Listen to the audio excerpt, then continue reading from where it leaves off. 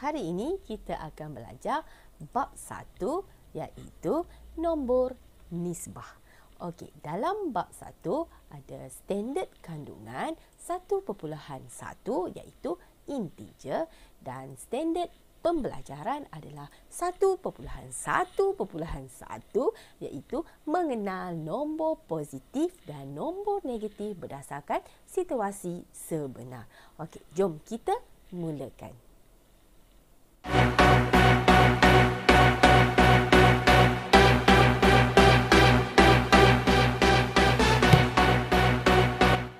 Selamat datang ke channel Cikgu Razlina.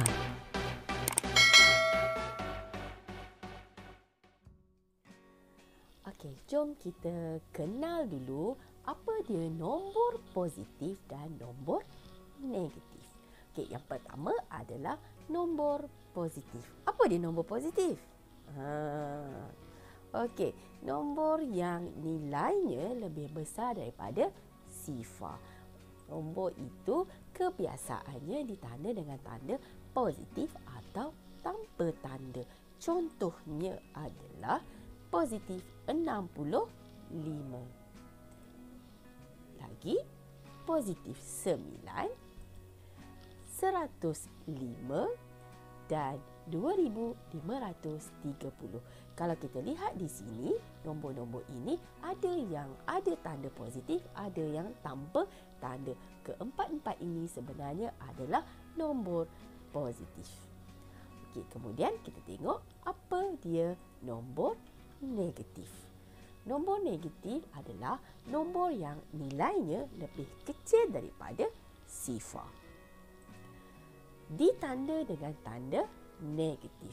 Contohnya adalah negatif 65 dan negatif 9. Okey, kalau kita lihat kedua-dua contoh ini, kedua-duanya ada tanda negatif. Kalau tiada tanda, bermaksud nombor itu adalah nombor positif. Jadi, untuk nombor negatif wajib diletakkan dengan tanda negatif ataupun tolak. Okey, mari kita lihat contoh soalan penggunaan nombor positif dan nombor negatif dalam situasi sebenar. Kita lihat gambar pemandangan ini. Kalau kita lihat kat sini ada gambar burung di udara, ada gambar ikan di dasar sungai. Okey, kalau kita labelkan permukaan sungai ini adalah sifar meter. Jadi, kedudukan burung berada di atas permukaan sungai, jarak dia adalah 20 meter. Jadi macam mana kita nak tulis? Positif atau negatif? Okey, kalau berada di atas permukaan sungai, okey, jarak kedudukan burung adalah positif 20 meter.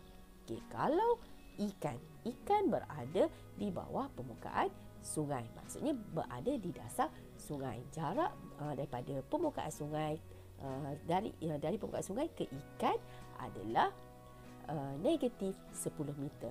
Kenapa negatif 10? Sebab dia berada di bawah permukaan sungai. Bermaksud berada di dasar sungai. Okey, kita lihat contoh yang kedua. Contoh yang kedua ini adalah situasi yang berada di atas jalan raya. Okey, kalau kita lihat dekat sini, saya labelkan kereta hitam ini adalah A. Okey, kereta polis itu adalah kereta B. Okey, kereta A bergerak sejauh 50 meter ke arah kanan. Okey, disebabkan dia bergerak ke arah kanan, maka kereta A dilabelkan sebagai positif 50. Okey, bagaimana pula dengan kereta B? Kereta B adalah bergerak ke kiri. Dia bergerak berapa banyak? Berapa jauh? 40 meter. Jadi, apa sama ada kita tulis positif atau negatif? Okey, kalau kita bergerak ke kiri, ke kanan adalah positif, maka ke kiri adalah negatif 40 meter. Okey, itu adalah dua contoh yang mana penggunaan nombor positif dan nombor negatif dalam situasi sebenar. Okey, jom kita cuba tengok soalan ini. Okey, tulis nilai setiap ayat berikut sebagai nombor positif atau nombor negatif. Okey, tengok soalan yang pertama. Vartana berjalan 8 langkah ke kiri. Okey, pertama sekali kita lihat tanda. Mana perkataan yang menunjukkan arah, menunjukkan positif atau negatif. Okey, dia bergerak ke kiri. Ke kiri bermaksud negatif. Okey, berapa langkah dia bergerak ke kiri? 8 langkah. Jadi, kita boleh wakilkan nombor negatif, iaitu negatif 8. Okey, soalan yang kedua. Soalan kedua, Haras menyimpan RM300 ke dalam akaun simpanannya. Okey, kita tengok dulu mana perkataan yang menunjukkan ia nombor positif atau nombor negatif. Okey, perkataannya adalah menyimpan. Pandai pun. Menyimpan. Kalau menyimpan maksudnya positif. Jadi kita boleh tulis positif 300. Okey, kita cuba soalan yang ketiga. Soalan ni nampak saja panjang tapi sebenarnya mudah sahaja. Okey, kita cuba buat. Okey, terdapat 2 lift di sebuah hotel. Lift A turun 4 tingkat manakala lift B naik 5 tingkat. Dengan mengandaikan pergerakan ke atas diwakili oleh nombor positif dan pergerakan ke bawah diwakili oleh nombor negatif, wakilkan pergerakan lift A dan lift B. Jadi kita nak tahu lift A positif atau negatif, lift B positif atau negatif. Okey, kita lihat satu-satu. Lift A, apa perkataan yang menunjukkan dia positif atau negatif? Ya, turun. Kalau turun bermaksud negatif. Jadi lift B, jawapan untuk pergerakan lift A berapa? Lift A adalah negatif 4. Okey, sekarang kita tengok untuk lift B pula. Okey, lift B naik sebanyak berapa tingkat? 5. Jadi kalau naik dia adalah positif 5. Itu sahaja ayat yang digunakan untuk menunjukkan dia positif atau negatif. Okey, ada banyak lagi contoh ayat-ayat yang lain. Okey, kita tengok pula soalan yang berikutnya. Berdasarkan situasi berikut, bulatkan nombor yang sesuai.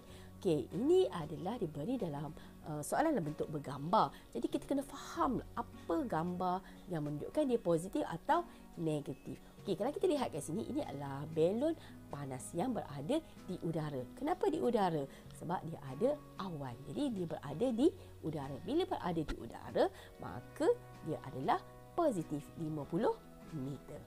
Okey, tengok soalan yang kedua. Soalan yang kedua ini menunjukkan seseorang meneruni anak tangga. Bila dia turun, bermaksud negatif 10. Kalau positif 10, maksudnya dia naik anak tangga. Okey, soalan yang ketiga.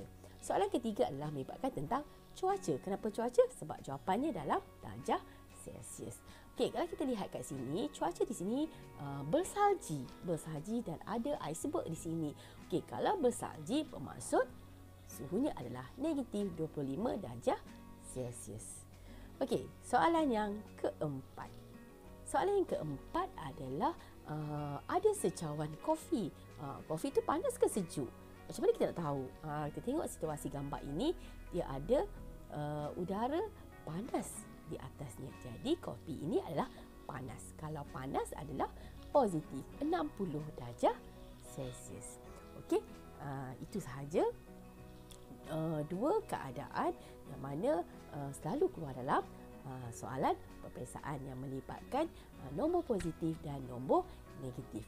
Jadi kesimpulannya, apa yang kita boleh simpulkan, yang mana situasi nombor positif atau nombor negatif, apa perkataan yang menunjukkan nombor itu nombor positif atau nombor negatif. Okey, kita lihat dekat sini.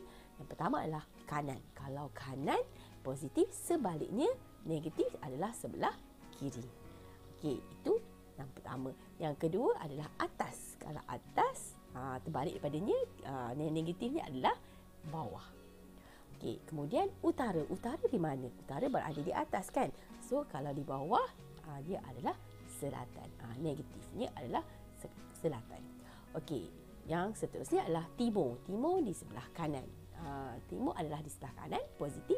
Di sebelah kiri adalah barat. Barat adalah negatif. Okey, kemudian untung. Untung, jadi yang negatifnya adalah rugi, sebaliknya. Okey. Yang seterusnya meningkat. Meningkat maksudnya bertambah. Okey, kalau meningkat, yang negatifnya adalah menurun. Okey. Dan panas. Panas adalah positif, negatif adalah beku. Jadi ini antara contoh-contoh perkataan yang digunakan untuk menunjukkan nombor itu nombor positif atau nombor negatif. Dan ada banyak lagi perkataan-perkataan yang lain. Itu sahaja penerangan untuk standard pembelajaran 1+1+1. Terima kasih cikgu ucapkan kepada anda semua yang menonton video cikgu pada kali ini.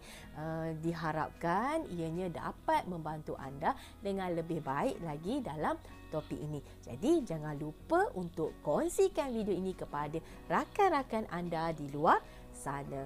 Okey, nantikan video cikgu yang akan datang. Dan jangan lupa subscribe channel cikgu. Okey, sekian. Terima kasih. Bye semua. Sila like, subscribe dan share. Terima kasih.